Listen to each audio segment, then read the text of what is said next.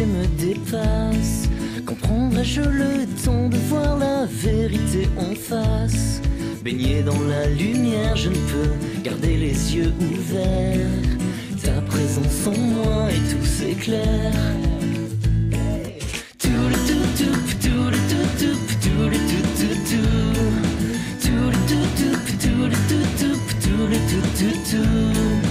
Donne-nous quelques secondes, un instant éternel. Profitons un peu de l'étincelle. Hey.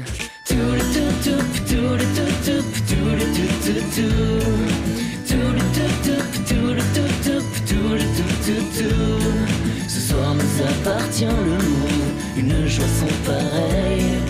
Profitons un peu de l'étincelle.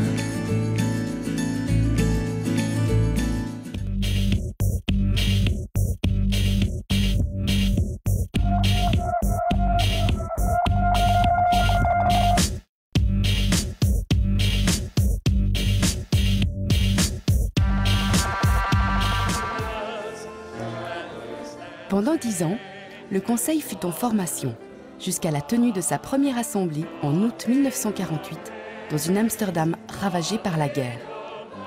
147 églises furent en mesure d'envoyer des délégués.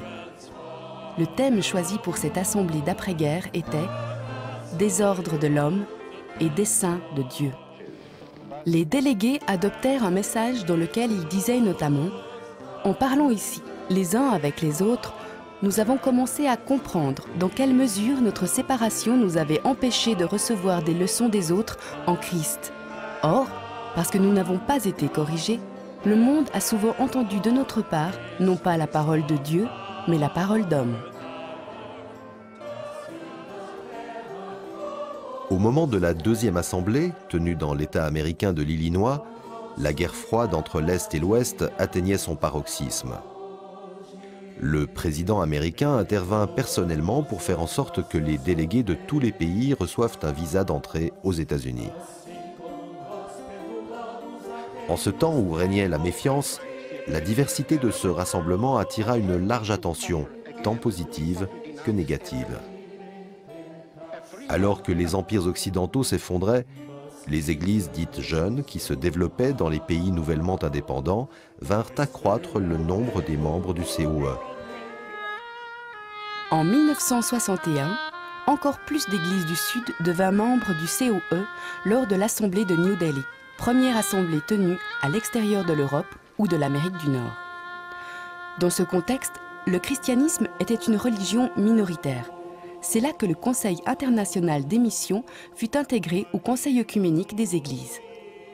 Pour la première fois, les Églises orthodoxes d'Europe de l'Est étaient présentes à l'Assemblée. Un effet de leur participation fut une déclaration d'identité formulée par les Églises membres du COE, affirmant que le Conseil œcuménique des Églises est une communauté fraternelle d'Églises qui confesse le Seigneur Jésus-Christ comme Dieu et Sauveur, selon les Écritures, et s'efforce de répondre ensemble à leur commune vocation pour la gloire du seul Dieu, Père, Fils et Saint-Esprit. En outre, la Troisième Assemblée accueillit des observateurs de l'Église catholique romaine. Avant la convocation du Concile Vatican II par le pape Jean XXIII et la visite du cardinal Béat au siège du COE à Genève, il n'y avait pas de participation catholique officielle aux assemblées du COE.